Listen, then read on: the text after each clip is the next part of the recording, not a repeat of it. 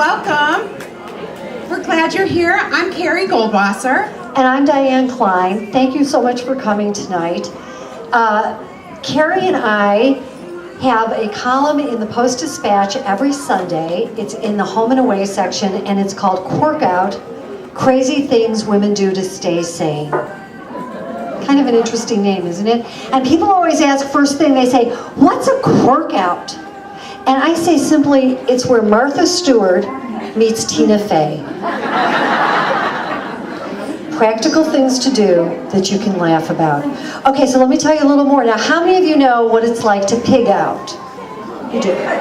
How many of you know what it's like being around your husband or your boyfriend when you freak out? Well, now you have a word, QuirkOut, to describe those odd little behaviors that aren't quite normal, but yet they get you through the day, they get you through your very busy days, and they actually help us make multitasking an Olympic sport that we could win a medal in stilettos. Or 5-inch heels. Yeah, I got the 5. Yeah. Yes. So, a QuirkOut. I have 5 pair of black shoes under my desk. I have a pair of heels. I have a pair of, flip-flops, snow boots. Crazy things women do to stay sane. Here's a great QuirkOut. How many of you have gone to the store and bought a new pair of shoes, because we never buy shoes, and you bring them home and you're so excited and you put them in your closet and you realize, I've already bought those. I see a hand up there. That's very brave to admit it in public. 2 hands, thank you. To admit it in public. Anyone willing to confess that you go to the store, you find a pair of jeans you love, you buy them in the size that fits you today, the size smaller and the size bigger? That's a QuirkOut. We have been very lucky in QuirkOut to figure out that women love being a little bit crazy, not too crazy, and men don't understand this at all. And we have one way to tell whether or not you really have a QuirkOut. So, and just let me just tell you, we came upon this idea one day at lunch where Diane and I were splitting a salad and French fries because one cancels the other out. Am I right? And I told her, I said, I hate grocery shopping. It's the worst thing. I said, but here's one thing I do that helps me out. Okay, and please don't judge, right? That's the rule of QuirkOut. We don't judge. No judging. Okay. I keep a track of everything that I need to buy all week, right? You write it down as you go. I run out of butter. I put that on my list. Okay. But before I go to the store, I rewrite my grocery list in the order of the aisles. So, right? Oh, good, I'm seeing some heads. Okay, good. Because then you don't end up in the dairy section and you need a lemon back in produce, right? Okay, good. Oh, good. So that would be a QuirkOut. That's an example of a QuirkOut. But while we were having lunch, I said to her, Carrie, I can trump you. I have an Excel sheet that lists every aisle of the store with every food category and every subcategory, and I keep it as my shopping list, and that's how I use my shopping list, because I hate grocery shopping and it takes time off. And she looked at me, we started laughing until we almost peed on ourselves, and we almost, which is a whole nother QuirkOut about poise, but we said women must have thousands of crazy things like this that they do. Can you imagine? And we said, let's start a blog. So we did. And here's what we've come across. We have found one, before you say, oh no, I don't have any crazy habits. I'm not doing anything like that. Yes, you do. Okay, ready? Here's the universal QuirkOut. Look in your purse. What is the strangest thing you have in your purse right now? Now, this is a contest. Everybody look in your purse. Look right now. There's a prize. Who can hold up? Yes, you get to win a copy of the book, okay? The person with the craziest thing in their purse wins a copy of The Lion Is In. Yes, you in the blue shirt. What do you have? What is that? It's red tart cherry, preserve. It's an empty bottle. Why do you have an empty bottle of something in your purse? It helps me remember that I need to go buy this. I love it. Good one. Fabulous QuirkOut. Good one. Yes. Okay, Amy Bertrand, who is the editor of the Home and away section. What do you have? Woo! And why do you have a paintbrush? I didn't want to get a bag, so I just put it in my purse. It's been there for about 2 months. 2 months, no less. Very good. All right, who else has one? And why do you have a tape measure? Because like we got to decorate it, now we need to measure. I love it. I love it. What do you have in the plastic bag? A heart A monitor. heart monitor. Oh, what do we have right here? What is that in the back?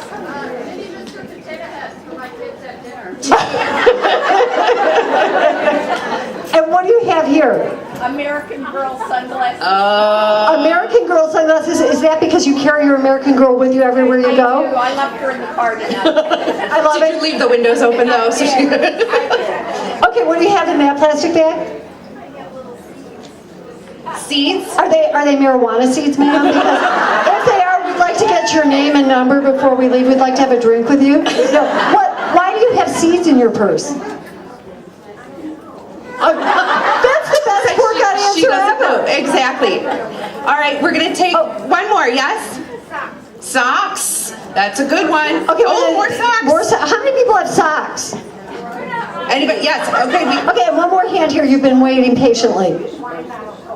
Wine corks. Okay. And why do you have wine corks? Oh, Very I good. love it. A ceramic pig. Wait, we've got to hear about the ceramic pig. Could you stand up? Why do you have a ceramic pig in your purse, ma'am? I'm a cancer survivor, and my friends and I were shopping in St. Charles, and they bought it for me. Yay! Oh, and what do you have there? Delia's book. Which one? Wait, is that the one about it? I love it. Love that. I hope she will autograph it for you afterwards. Okay, so we need a prize, Delia. Who do you think has the craziest thing in their purse? I mean, that was a lot of weird stuff. I was very taken with that empty jar of Jam. Julie, come up and get your book, Miss Julie. Okay, so I think you can see from this simple example that whether you know it or not, you are part of the sisterhood of the QuirkOut. Yes, come here. Okay, here. Here we go. Yes. Harry and David, Michigan Red Tart Cherry Preserves. It's official. I give her the jar back so she remembers to buy it tonight. Sorry. Head on over to Harry and David. There's one in West County Mall. There you go. So, as I said, whether you knew it or not, when you got here tonight, you are part of the sisterhood of the QuirkOut. We hope you'll join us every Sunday for the funny things that we say about you all in the Post-Dispatch in the Home and Away section. Yeah, we won't use your real names. We never use real names, by the way. And Amy Bertrand, who's talking back there, wave. Amy's the editor of the Home and Away section, so read it and let her know what you think of QuirkOut. And also, like us on Facebook, because we're funny every day on Facebook. And if you're not on Facebook, ask your grandchildren to like us on Facebook. And we through QuirkOut, we had the incredible good luck and fortune to meet Delia Ephron, and she has been one of my favorite authors for a very long time, and so it was an honor. And we got to interview her for a QuirkOut column. And go to Google and go Post-Dispatch QuirkOut Delia Ephron, and you'll read the column. It's quite funny.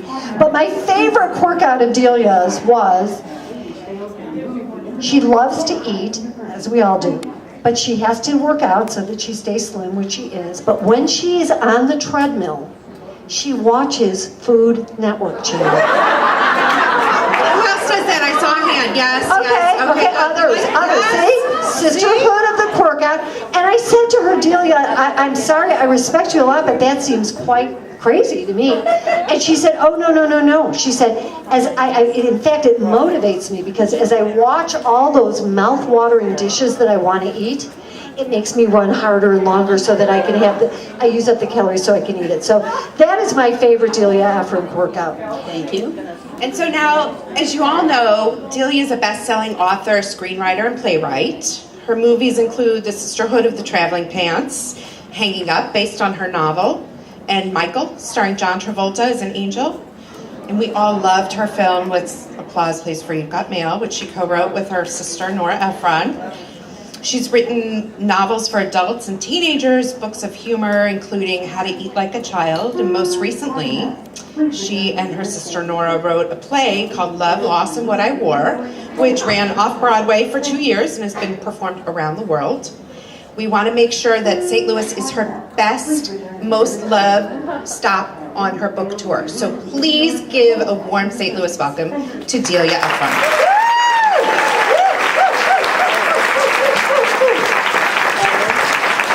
I just want to say, because I know your boyfriend is here, Kit, but of course I met Diane online on Twitter, and we became best friends on Twitter, which isn't easy with 140 characters or less, but we managed it. And we went out to dinner, and she says, before the dinner starts, well, you know, this guy here, he had a thing for me. Okay, so all right, so then the waiter. Now, you see how charming she is, because of course then the waiter comes over and she doesn't want anything to do with him, but she has to still charm him anyway, and he's practically falling all over us, right?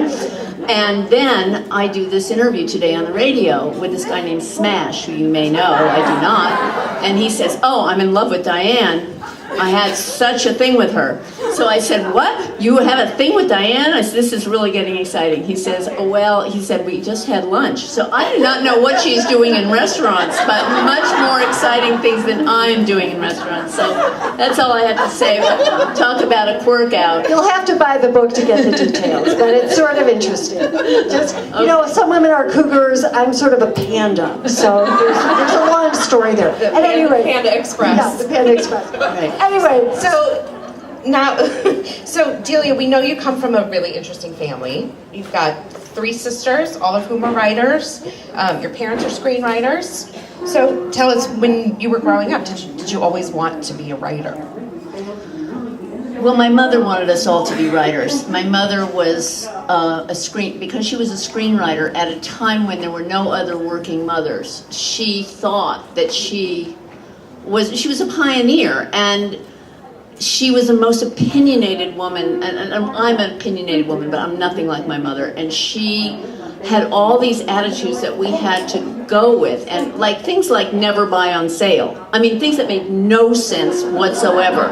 And we had to conform to nonconformity. We were a family with a working mother, and we were going to be career women, and we were going to leave Los Angeles, which she thought was an idiotic place, and we were going to go to New York where it was serious. I mean, she had a whole plan for her daughters, and the dinner table was just a constant reinforcement of, you know, if you said something funny, my father would say, that's a great line, write it down, or he'd say, that's a great title, and we played 20 questions, and we played charades, and we were groomed to be writers. So, of course, the first thing I did when I grew up was marry the first man that asked me, and completely avoided being a writer at all. So, you know, and I went to, I moved to Rhode Island with him, and I got this job working in a design studio where I was just doing research, and the boss was like, he was the meanest guy you'd ever meet, but he was never mean to me. And I didn't realize that, of course, a mean boss is ultimately mean to everyone. So one day, he just starts being really mean to me. And after about a week of this, I said, I quit. And I walked out the door, and as I left, he yelled, you're flat-chested. So now I'm like unemployed and flat-chested, which is not like the best situation. And I'm thinking, what am I gonna do, right? So, well, this is kind of weird, but so my solution was to go into the crochet business, all right? So I start crocheting all these purses and belts for department stores in New York with one of my good friends, and you know, I'm just doing this like 400 hours a day. It's really hard to fill orders for crocheted purses and belts. So finally, one day I'm in New York and I'm at a cocktail party. I don't remember why I was there, but there was an editor from Simon & Schuster there, a man, and I walked up to him and I said, I know you would never be interested in this. I mean, this is like the worst way to present yourself, right? I know you would never be interested, but would you like a book about crocheting? So he says yes. I have no idea why, and it was really stupid too, because there were these books called The Underground Gourmet, you know, which is like cheap restaurants. So I said it was going to be called The Underground Crocheter, which is like, didn't make any sense, and still he wanted it. So I write this book, which they ultimately renamed. They didn't like that title. They renamed it The Adventurous Crocheter, and this is my first book, okay? So I finish it, and it's just instructions on how to make purses and belts and some sweaters. And by the time I'm done, I think I want to be a writer. I mean, that's the end of my 20s. I've just screwed up my whole 20s, which is like everyone does. So now I don't feel bad in retrospect, but at the time. And also I got to this point where I was suddenly at 29 and I thought, you know, it's just one life. You've got to do what you were meant to do. You know, there's this thing where you sort of, the time goes and then suddenly you go, oh my goodness. You know, where am I? So it was a big moment when I suddenly thought, but it was very brave of me to think I wanted to be a writer, because of course my parents, in spite of training me, they were writers, and my sister was a very successful writer, sort of out of the gate. So I really, I was very nervous about it, and I said to my husband, I think I want to be a writer, you know, and he said, no, I don't want you to be a writer. So I really made a good choice with this guy, right? So and we might add that was her first husband. Yes, right, absolutely. So I said, but why? And you know, it's so brave to say your little dream. It really is, just to speak it out loud. And he said, well, I don't want you to be famous. And I said, I promise I won't be famous. So sad. Did you tell him yeah, but you're flat-chested? I was really, amazing. Anyway, so at that point I knew I had to leave and go to New York and try and become a writer, and that's what I did. I want to talk a little bit more about your applause. And it does take a lot of courage to say your, quote, little dream, unquote, because it's a big dream to you. So if you say it, that's huge. I want to get back a little bit to your family, because I know we're all fascinated. Nora, of course, is your sister, and you've written with her, you've got Mail, the screenplay, and you also wrote the play Love, Loss, and What I Wore. Tell us a little bit about your relationships with your sisters and what it's like to write with Nora. Well, Nora, I'm sure this comes as no surprise to you, but she's an extremely opinionated person who sort of knew exactly what she was going to do from the beginning, which is very kind of, scary for the younger sister, because she was such a train just heading down the track, you know. So, I always think of her as a Lamborghini, and I was like this little Honda going behind her, like getting really good mileage, but, you know, anyway, so, but the thing about Nora is that she always thought I was the funniest person in the world. I mean, she's always been the loyalist sister. And when I wrote How to Eat Like a Child, which was my first big thing, my first big break, which was in the New York Times and got me a book contract, nobody was more excited than Nora, and she had edited it for me, and she was the person who looked at it and said, oh, okay, this is something, you know. So I got enormous validation from her. But when she decided that she was going to be a director, she actually was nervous. And I think of this as I call this a Brigadoon moment. I don't know if you know this play, but Brigadoon was a town that only came alive every 100 years for 24 hours. So whenever something's really rare, I call it a Brigadoon moment. And Nora had a Brigadoon moment, and she needed help on this screenplay because she didn't want to direct her first movie by herself. She wanted someone there that she could really depend on. And so she asked me if we wanted to collaborate. And this was so odd, really, because, of course, our parents were collaborators. And there's just something where you travel a million miles and you end up at home again. It's very weird. But we started, and we just, you know, we would always, like, figure out what we would have for lunch. And before we just wore black all the time. We would actually go shopping sometimes. And we just had a great, I mean, we've always enjoyed it a lot, but we find projects which we're both passionate about, but not so completely obsessed with that the other is possessive of it, you know? And are you ever competitive? And tell us about your other sisters too, because I know they're both writers. Well, I became a writer in my late 20s. Amy became a writer in her late 30s, and Hallie became a writer in her late 40s. So everybody had the destiny and the genes, but not the nerve, you know, sort of. And Hallie writes mysteries, wonderful mysteries, and Amy has a collection out right now called Loose Diamonds, and she's also written novels. So, you know, it's tricky because, you know, it's not always easy, so don't have any fantasies about that. You know, you think, oh my gosh, all these sisters all get along, but really it's hard if you're all writers, and you have to work really hard to be supportive all the time and never to take it personally. And I'm always amazed in life that people sometimes have so much more trouble being happy for people than sad for people. And I think it's our karmic task to really be happy for people. Well, let me just say, we're very happy for your success. Thank you. That's easy enough. And speaking of success, let's go to your new book a little bit. Let's talk about her latest book is called The Lion is In. It's available for sale. She will be signing copies afterwards, and Mother's Day is just around the corner. It's a perfect Mother's Day gift. And it's a perfect gift for yourself, too, to take on vacation. It's a wonderful read. But we've got to start by asking, it's a book about 3 women who are running away from their lives. And they meet by, 2 of them are friends, and they come upon the 3rd person, and they end up in North Carolina at a rundown bar, and in the middle of the bar is a lion in a cage. Now this is such an unbelievably interesting storyline. How did you come up with this?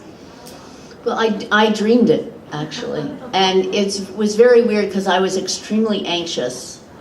I mean, I'm not like the easiest going person, and I was having a terrible anxiety attack, and I thought, oh my gosh, this is going to last a while because the thing I was upset about was going to go on.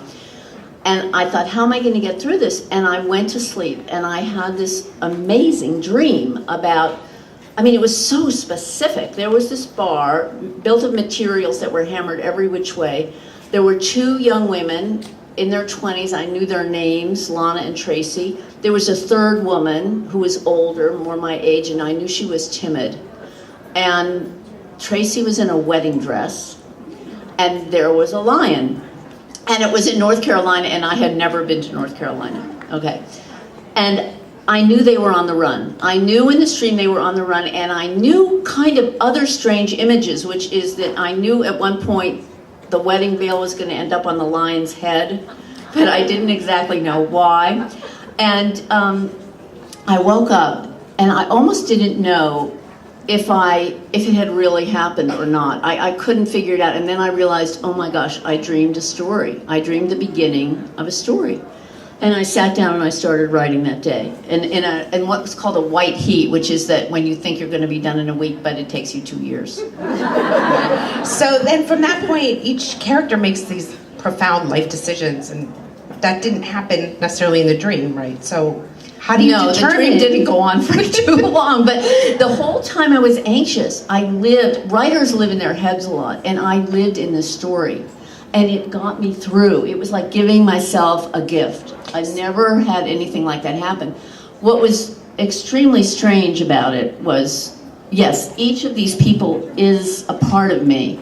Lana has issues of, she's recently sober, but she is still has a terrible hunger for drama and trouble, and is often out of control that way, and has a lot of things she's very guilty and ashamed about. And I grew up with my parents, who were sort of great parents till I was about 11, both developed terrible addiction problems. So I really know a lot about that. It's just a very personal subject to me. And I had a father who was into uproar. We call him the uproar man because he was always having dramas, and they usually took place very late at night. You know, so the phone was always ringing. And So there was Lana really comes out of my family, and I think with Tracy, who really, well, Tracy's a kleptomaniac, and I just want to say in Macy's that I am not a kleptomaniac.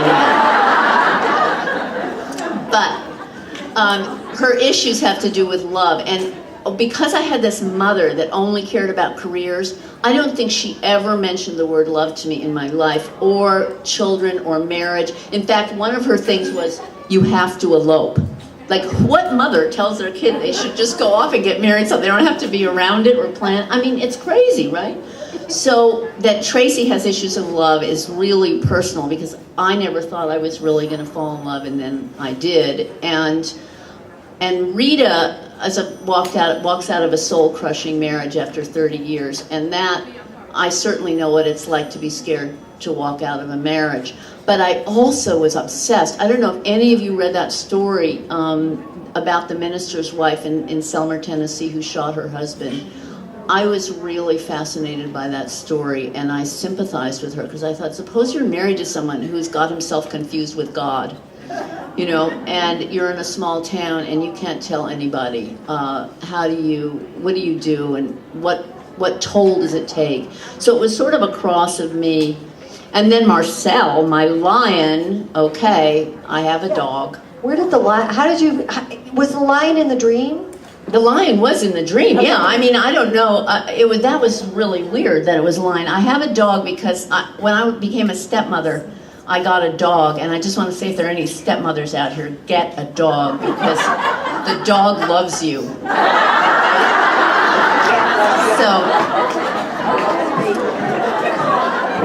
So I really think that animals, if you have them, they change, they expand what you understand about the world and life, and they sometimes are almost touchstones of peace and quiet.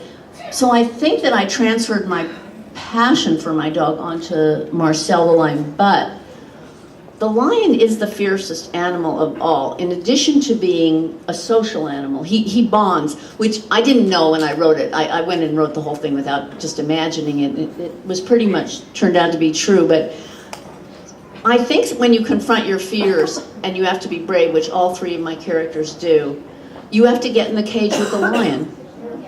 And I didn't understand that. I think I was getting in the cage with the lion by writing this book, because it was a real leap for me as a writer. It was a big move. And so I think it had personal meaning, and then it has on every level for my work and for my life and for the lives of these characters. Okay, how does the lion affects each of the women differently? And how did you think of how it was going to affect them, and how did their lives change profoundly? I don't want you to give away the plot, but how did the lion became confessor in different roles in their lives? Well, the first thing I want to say that was really weird is that after I wrote this thing, the book, I thought I better send it to a lion expert, you know. So I sent it. I was terrified because I had invented the relationship.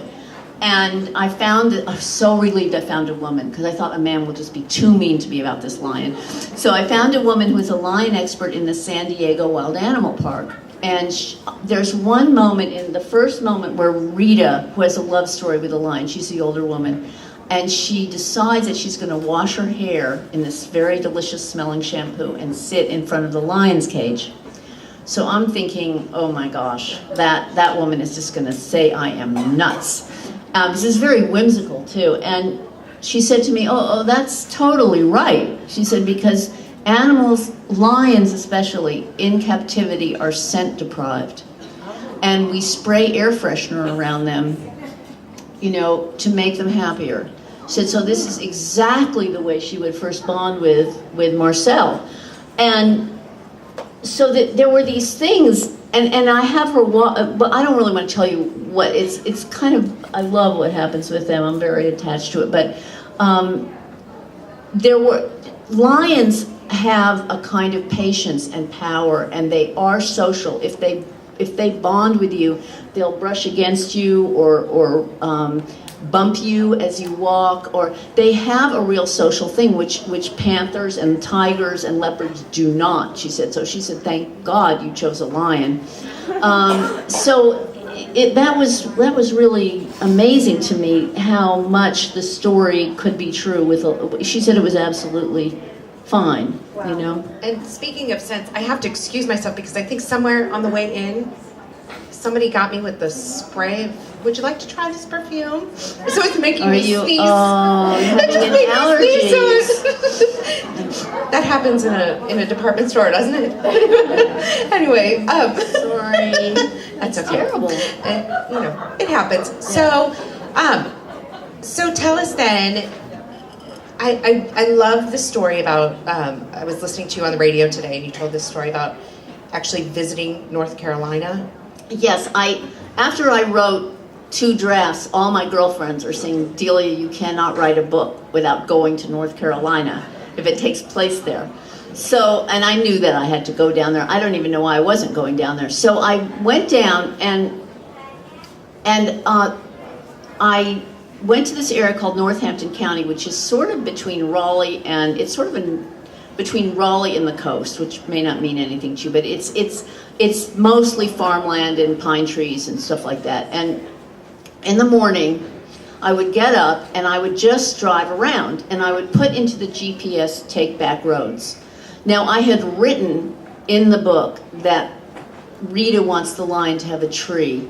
And one day she's driving down a country road and she sees this tree all alone in the field and it looks like it's been struck by lightning. It has no leaves. It's just a mighty trunk and some strong limbs. More a sculpture, she says, than a tree. And she convinces these guys to dig it up and take it back to where Marcel lives, okay? So I'm driving down a country road and I look and there is the tree. It is alone in a field, exactly as I wrote it. I was so shocked. I screamed. I absolutely screamed. And I pulled over and got out of the car and I'm looking at this tree thinking this cannot be. And a guy pulls up, they're very friendly there, and he said, you know, are you okay? Is anything wrong? And I said, no, I'm just looking at that tree. And he said, oh, that's my friend's tree. It's an oak tree, which I had written it was an oak tree. And, you know, this is all pine land, so it was strange it was an oak tree. And then he said, and in my book I wrote that Marcel doesn't really know what to do with the tree when he first meets it, so he just rubs against it. So he says, you know, the bark's rubbed off because all the goats over there come over and rub themselves against the tree. So now it's just getting really weird. Then I go to a Mexican restaurant and I want to go in someone's house because I really want to see how the people are living there. And the only way I answer an ad on the wall to buy bread because a woman is selling bread out of her home. Now in my story, Clayton, who owns the bar, has this one thing he loves, which is his vintage Chevy Bel Air convertible. Okay, so I go to this house, and I go in and I'm buying bread, and I'm chatting with a woman, and while I'm there, her husband comes home, and then I'm chatting with him, and I walk out, and that car is parked in front of their house. Exactly, convertible, orange interior, chrome polished to the max, and it's, you know, I'm just like, I don't even know what this is, except that I know this was some destiny to write this story. It feels like magic. What about the title? How'd you come up with the title? And the title was in the dream, because I remember calling Nora and telling her I'd started this thing, and that she said, what's the title? Because, you know, she's an Ephron, so that's the first question. And I said, The Lion is In, and she laughed. And then I knew it was a good title. So I got this sister seal of approval. And it told me everything. It told me that the lion was going to have to be so in for every character, that he was going to have to, there was a way he was going to have to change everyone's life, in addition to having his life changed, because certainly he needs to get out of his cage. So it told me what was going to happen in the book. But there are things like, when I write, I love stories that have plot. I love when you can't get out of your chair. That's my goal. Keep that person in the chair with the book, you know. And this does. Right, and so I just trust when like there's a moment when Lana slips a condom in her pocket, and I knew when that happened that condom was going to be important later, but I didn't know what. So I mean, I have this thing where, because of writing movies, I really know how to plot, and I can set.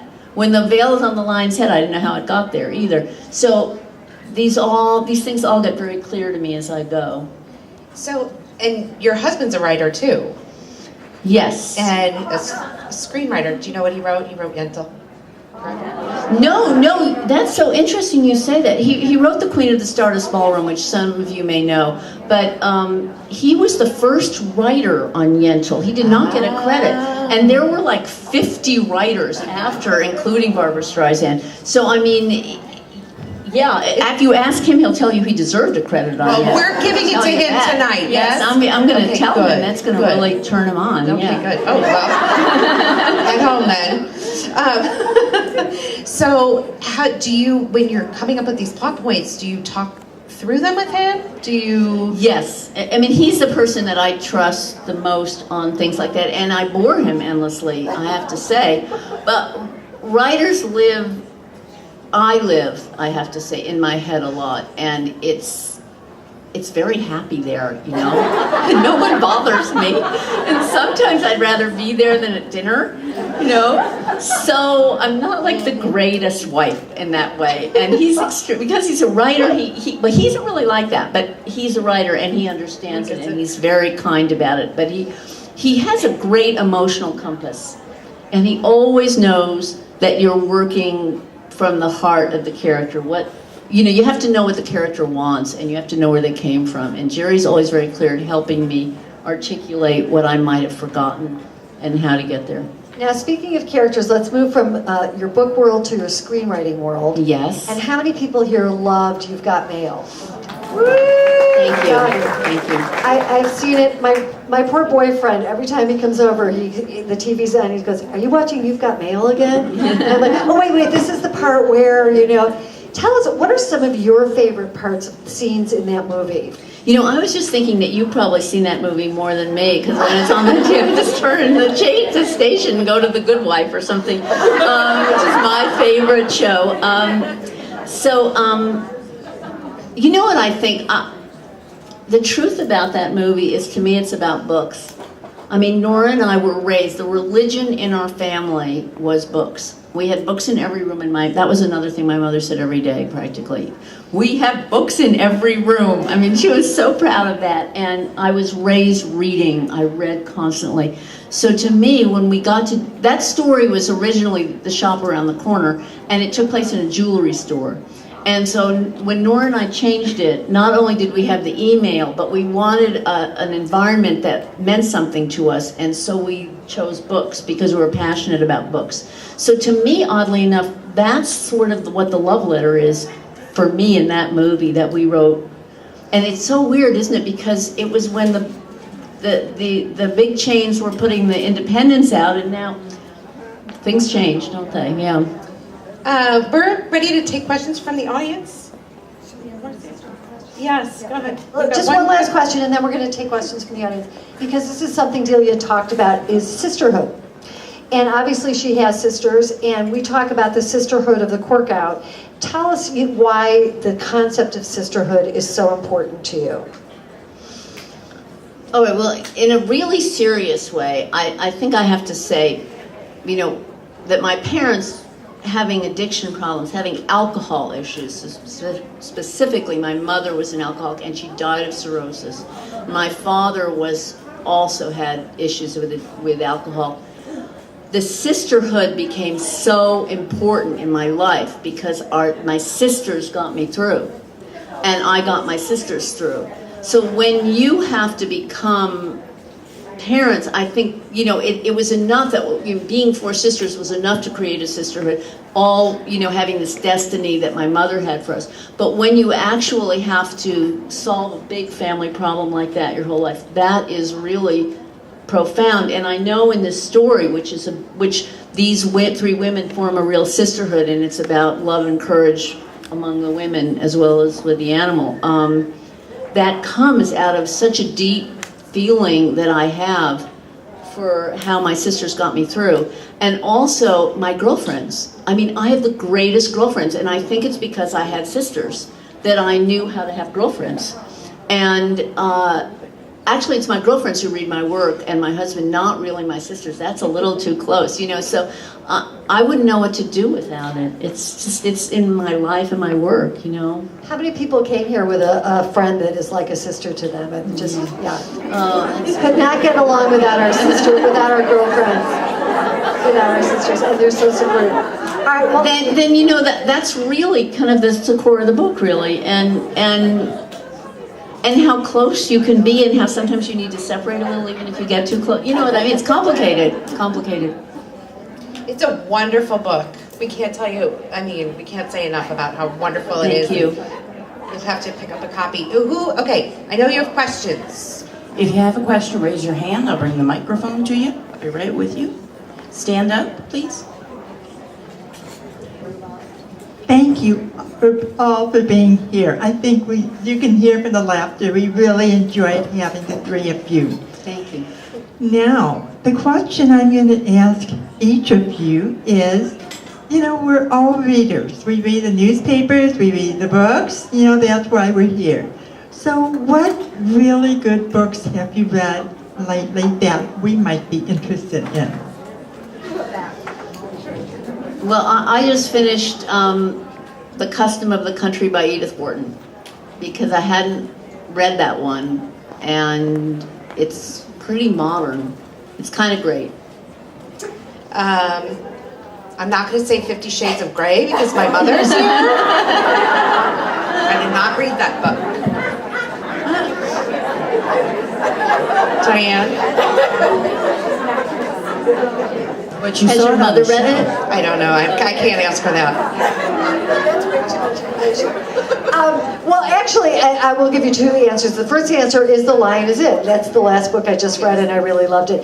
But I just recently also read The Red Tent, which I know has been out for a long time, but that was just a miraculous book about women and relationships and sisterhood. Talking about sisterhood inside that tent. Oh my goodness! So that was a great book. That's a great question. I guess my question is, I have two sisters. I loved Hanging Up. And after hearing you speak about your family, I'm wondering how autobiographical is it? Yeah, Hanging Up was my first adult novel, and it's very autobiographical. It's based on my relationship with my father, and it's called Hanging Up because, you know, he called me constantly with dramas, and one day I said to him, Dad, you know, it's getting a bit much. And he said, I live half my life in the real world and half on the telephone. And it was such a powerful thing to me that it became the basis of a book. But I didn't know how to write a novel. And I thought if I go with a relationship that was so important to me and so complicated. I was a second child, so he really, I would say, used me. He used my, you know, I'm so sensitive because I'm a second child. Just want to say that. I'm sure you figured that out. But he exploited that, and it was confusing to me because I valued it so much in myself. And so, you know, that complicated, it's a funny book too, of course. I like to write funny things about serious subjects. Yeah, but thank you. It's very close. Questions? Raise your hand. I can bring the mic Esther? to you. Oh, back there.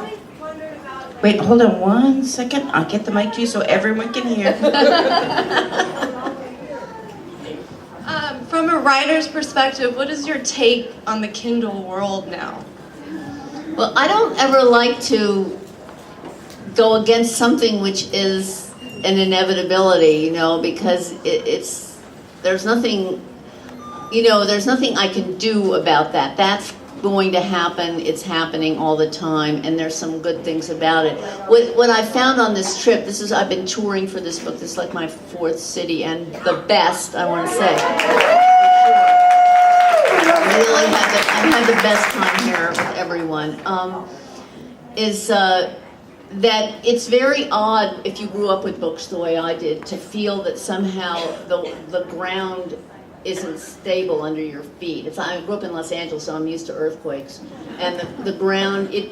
So when other trips I've taken on books, I haven't ever felt that it's in danger, and not just because of the Kindle, just because people, aren't buying books as much, and people aren't as involved with books as they should be, and I think economically it's very tricky because writers aren't going to make very much off the Kindle sale, but they will make, it's all complicated, but it's like you can't go against the force of nature, right?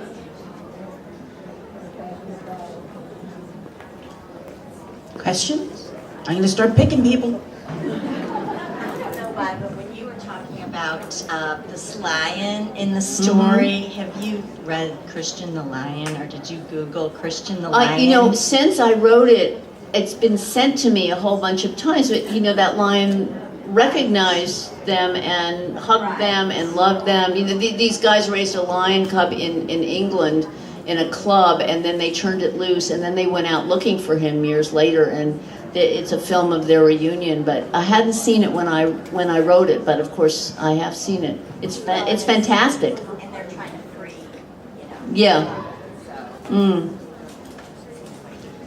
Back here. I just wanted to know how much you develop a character before you actually start to write about it. That's the most work I do before I start. I mean, I know what my premise is. I know what my theme is. Aside from the lion helping the power of animal, it was also about, the moment in life where you have to find the bravery. You have to have the imagination to change your life, and there are times in all our lives where we have to have that imagination. So I knew that, but I knew specifically who my characters were, and I knew the trouble they were in. And then I make my characters work their way out of it, and things begin to happen, and that's where I start. But I know a lot about them. Look, if you write a book, in the end, you have to know everything.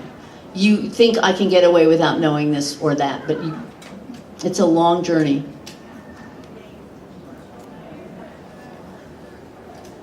I'm coming.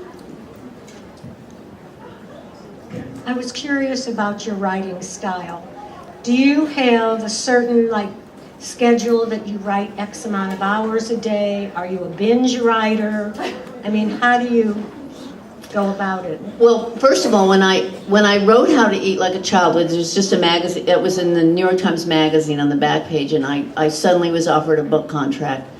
It was the very beginning of my career, and what I did was I found the craziest guy in the world to have a relationship with, so I couldn't do any work. Okay, I mean, this guy was so crazy that if you asked 100 people if he was crazy, and who hadn't even met him, they would all say yes. Okay, but somehow I was deceived. All right, and I knew that I had to obviously get out of this relationship and start writing this book, which I was so excited because I had given myself 2 years in New York. I said, you have to make it in 2 years. You have enough money to last you if you live very frugally. And I was down to my last $500. I would have had $7, but I fell in love with an orange coat. But I was down to my last when I suddenly had a book contract. Oh my God, it had happened to me. So my shrink, no surprise, I was in therapy, right? But my shrink said, you have to sit down in the morning at 10 and you cannot get up till 12. You have to sit at your desk. You can't make tea, you can't water a plant, you can't pet a cat, you can't do anything. At 2, you have to sit down again till 4, and you will become a writer. I don't know why he knew this, because he wasn't like the greatest shrink. But he knew this, and I knew enough to do it. And by the time I had done this for a while, I had work habits. And work habits are everything. And then once you get them, then look, I think this happens with the treadmill, but it's never happened with me, where you're supposed to really start to like it after a while. But it never happened there, but it happened with my work habits. Totally. Hi there. I really liked You've Got Mail because I thought there was some realism and you could really take something away to live your life better or fall in love better. But I was wondering, so that for me that took it out of the realm of chick flick. And I was wondering if you would draw a line yourself between what is literature, what is a chick flick? Well, I always think, it depends on who's saying it, right? If a guy's saying it, he's just putting you down. If he's calling it chick, because it's about women.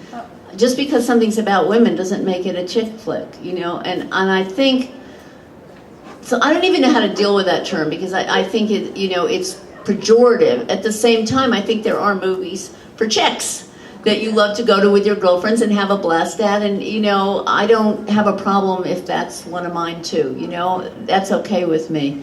I think the great thing about a romantic comedy is that if you're in love, the only place you fall in love again is in the movies. And if you're not in love, it's a place where it suddenly becomes possible. And I think women care about love. And I think that's good that they care about love, because it is like, who are we kidding? What matters more? And I think it's a way that they not just denigrate women by saying chick flick, but the idea that love is important. We're right over here. Have you had any good dreams lately for your next? I'm praying for one, you know? I need another. Have you ever written down something you wanted to dream next year? You know, that's supposed to work. You write down. My husband once couldn't control his daughter, and he wrote down next to his bed, "How do I control Julie?" Right?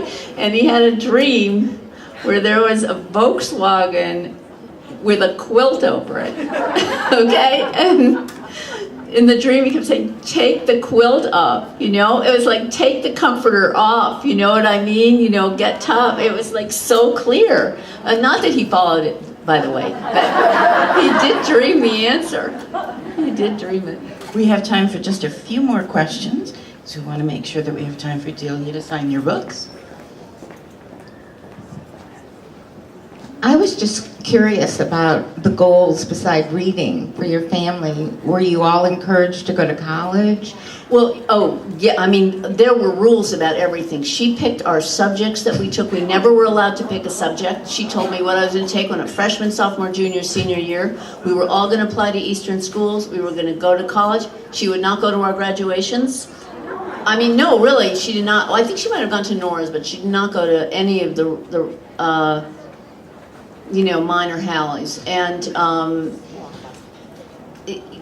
we were really programmed to be as different from our neighbors as we could be. And you know, I'm not sure what her relation, she didn't have friends, she didn't have girlfriends the way we did. She never talked on the phone. I mean, she must have been very isolated, and then, you know, and then of course became a drinker. So she's a mystery. But she had, it's the first time I mean, I guess I understand now that I got this incredible thing from her, but it was a mixed bag, which is what most of life is. And now I'm so grateful to her, I can't even tell you. But I wasn't close to her, because I don't think she was close to anyone. But yeah, that was all, and we were not supposed to get married before we graduated college, or even right after. That was like not approved of. And my sister Hallie's major rebellion was getting married right after college. My mother never approved of it. And she stayed married too, which was nobody else in the family did.